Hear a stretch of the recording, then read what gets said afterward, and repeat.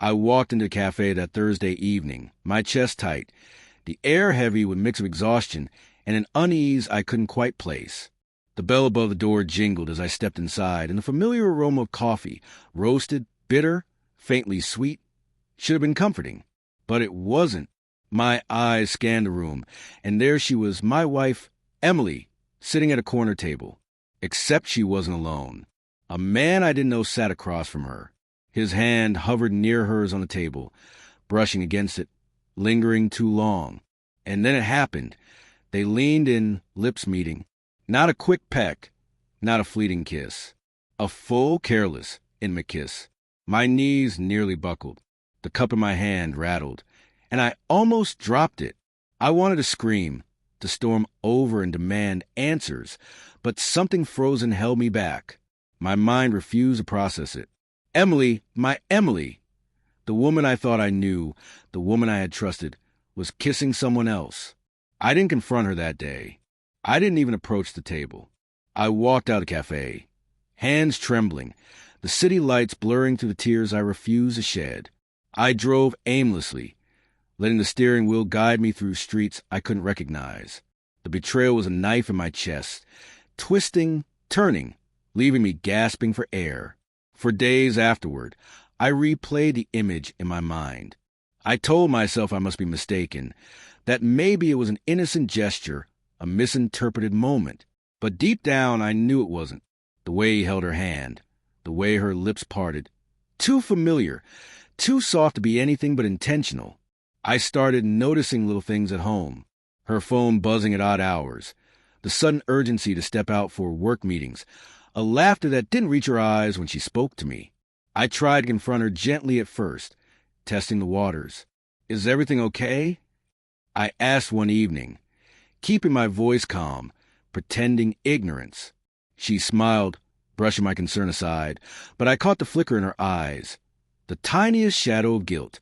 Weeks passed, and my life became a careful navigation of suspicion. I noticed the way she lingered over messages, the way she closed tabs on her laptop whenever I entered the room. I tried to convince myself that love could survive secrets, that trust could be repaired, that maybe this was all in my head. But every instinct in my body screamed that it wasn't. Then came the night I couldn't ignore any longer. I had left early from work, hoping for a quiet evening, imagining us laughing over dinner like nothing had changed. But the house felt hollow, empty, even though she was there. I heard the faint click of the door and froze. Emily stepped inside, flushed, smiling, too brightly, and slipping a hand into her coat pocket like she was hiding something. "Hey," I said, trying to keep my tone light. "Long day?" She hesitated, glancing at me, her smile faltering for a fraction of a second. "Yeah, busy," she murmured, her voice soft, almost too soft. I wanted to believe her. I wanted to forgive her even before I had the proof. But I couldn't. Something in her movements, in the slight tension in her shoulders, made my heart drop. I asked the question I had avoided for weeks. "Is there someone else?" Her eyes widened, and for a moment, the room seemed to hold its breath. Then she laughed, nervous, airy, but not convincing. "What? No, of course not," she said, reaching for my hand. But I pulled back. My mind refused to lie. "I saw you," I said, voice low, trembling, "at the cafe. Thursday. With him." The color drained from her face. She opened her mouth, and I thought for a moment she might apologize, might explain, but instead, silence. The next hours were a blur of anger, heartbreak, and disbelief. She tried to speak, but I shut her down, pacing the living room, replaying every memory, every shared smile, trying to reconcile the woman I loved with the one I had just seen. Finally, she collapsed onto the couch, burying her face in her hands, sobbing. I didn't mean for it to happen," she whispered. Her voice cracked, raw with emotion. "I didn't plan it. I don't want to hurt you. I swear." I sank into the armchair opposite her, feeling every ounce of betrayal like it had been carved into my chest. "Then why?" I asked. "Why him? Why this? Weren't we enough?" Her hands trembled as she lifted her face. I don't know," she admitted. I was lonely. I felt invisible. I made a mistake. Mistake. The word echoed in my mind, a hollow sound that felt like nails on wood. How could a lifetime of shared trust, of late-night talks, of plans for the future, be reduced to a single mistake? But as I looked at her, truly looked, I saw the fear, the regret, the vulnerability that made her human, and I hated myself for wanting to hate her completely. Days turned into nights of silent tension. We moved through our house like strangers, speaking in clipped sentences, avoiding eye contact.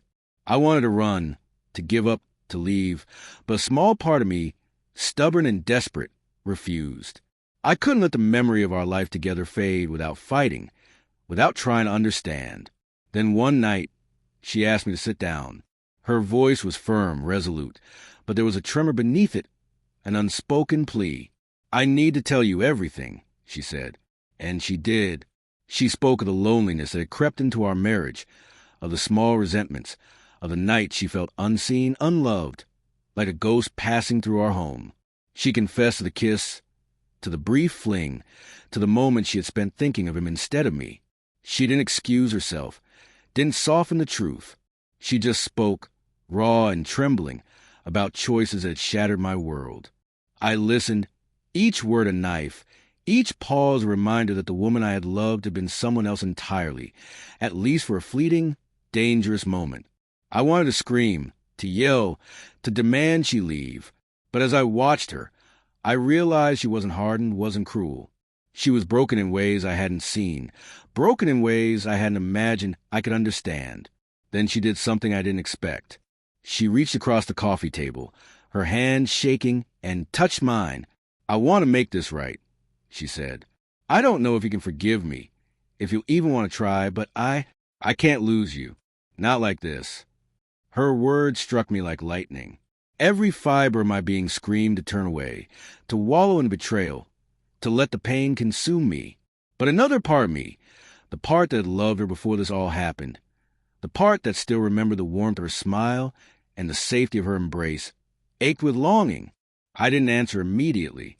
I just sat there, staring at her, feeling the weight of every tear she had shed, every lie she had confessed, every moment of doubt that had followed.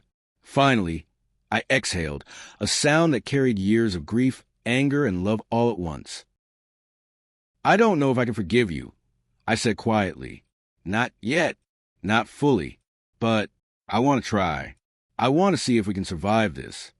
Her eyes glistened with hope, fragile and tentative, and I saw the woman I had fallen in love with, the woman who had been careless, yes, but also human and deeply, achingly real. We sat together in silence, hands barely touching, and I realized that forgiveness wasn't instant, wasn't clean. It was messy, painful, and terrifying, but maybe it was possible. Over the following weeks, we rebuilt, slowly, brick by brick. We spoke honestly, sometimes too honestly, about everything we had avoided. Trust in return overnight. There were moments when I doubted, moments when I wanted to run. But there were also moments of laughter, of touch, of shared glances that reminded me why I had loved her in the first place. And then, one quiet evening, months later, I caught her looking at me across the kitchen counter, her eyes soft, her smile genuine. "Thank you for staying," she said. And for the first time in a long while, I believed it. The betrayal had left scars, invisible yet deep, but it also reminded me of something crucial. Love wasn't perfect, and neither were we. It was in the raw honesty, the vulnerability, the willingness to face the darkest parts of ourselves that we found a chance to heal. I still think about that Thursday at the cafe. I still feel the knife of betrayal flash through me when memory drifts. But I also remember her courage, her confession, her trembling hand reaching for mine.